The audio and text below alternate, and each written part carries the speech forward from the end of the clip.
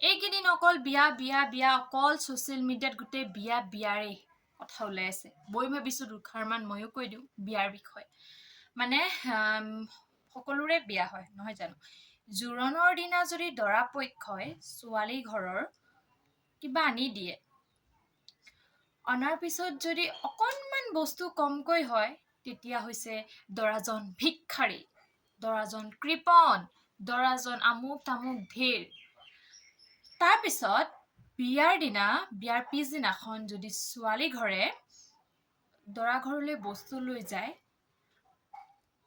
আমুকটোহে আনিলে, আমুকটো নানিলে, ইমান অকণমান বস্তু আৰু বাকীখিনি নানিলে দেখোন। কিছুমান মানুহে তেনেকৈ আলোচনা কৰে। আৰু তেনেকুৱা মানুহ যদি আমাৰ সমাজত থাকে, সঁচাকৈ আমাৰ সমাজখন ধ্বংসৰ পথত যাব। যোনগৰাকী ছোৱালী এইকেইদিনত বিয়া হৈছে, অকল তাই ক'লে হ'ব জানো? অকল তাই যে জোৰোণত বস্তু নালাগে বুলি ক'ব বা তাইৰ পৰাই যে দৰাই নুখুজিব বস্তু, অকল এজনীয়ে ক'লে হ'ব জানো? এজনী ছোৱালী বা এটা ল'ৰাই ক'লে হ'ব জানো? নহ'ব কেতিয়াও। আৰু তেওঁ ভিডিঅ' বনাইছে, আচলতে মই বহুত ভাল পাইছোঁ। আৰু তেওঁৰ দৰে আৰু 10জনীয়ে ক'ব, 10টাই ক'ব এনেকৈ, নহয় জানো? প্ৰথম কথাটো হৈছে, সেই বাগৰাকীৰ দৰে আন বহু বিয়া এনেদৰে ভাইৰেল হ'ব লাগিব। তেতিয়াহে আমাৰ সমাজত কিবা এটা সমাজখন ভাল দিশত গতি কৰিব বুলি মই ভাবোঁ। এজন নহয়, 10জন, 1000জনে ক'ব লাগিব, বুকু ডাঠি ক'ব লাগিব যে মোক ছোৱালী ঘৰৰ পৰা বস্তু একোৱেই নালাগে, মাত্ৰ কেৱল লাগে কইনাগৰাকী। যিগৰাকী কইনাই সেই ঘৰত 20 বছৰ 25 বছৰ অতিক্ৰম কৰি মোৰ ঘৰলৈ যাব, সেয়ে মোৰ কাৰণে যথেষ্ট বুলি কইনা ঘৰত ক'ব পাৰিব লাগিব বুকু ডাঠি। ঠিক তেনেদৰে কইনাজনীও ক'ব লাগিব মোক জোৰোণত একো নালাগে বুলি, একোৱেই নালাগে বুলি ক'ব পাৰিব লাগিব।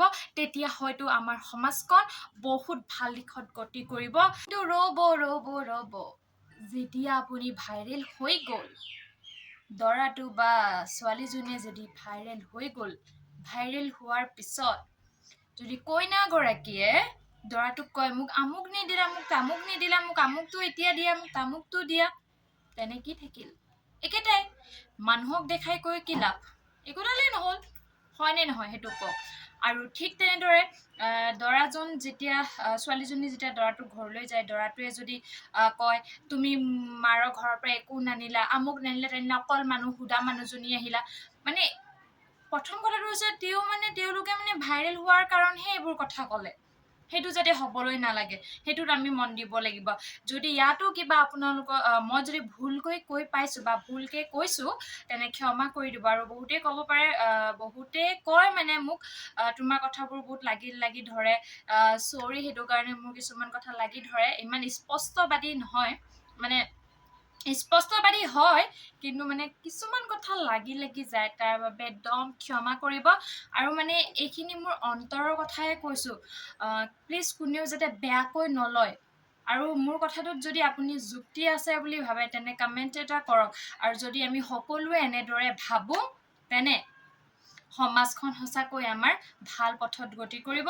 আৰু বহুতো ল'ৰা বা ছোৱালীয়ে বহুতো বোৱাৰী বুলিয়ে ক'ম, কিছুমান এতিয়া বিয়া পতাৰ পিছত বহুতে যৌতুক বিচাৰি আমনি কৰে, হত্যা কৰে। তেনেকৈ পিছলৈকে নহ'ব যদি সকলোৱে ভাবে এনেদৰে কথা। এজনে ক'লেই নহ'ব, কেইজনে ক'ব লাগিব, 1000জনে ক'ব পাৰিব লাগিব মোক একো নালাগে, মোক যৌতুক নালাগে।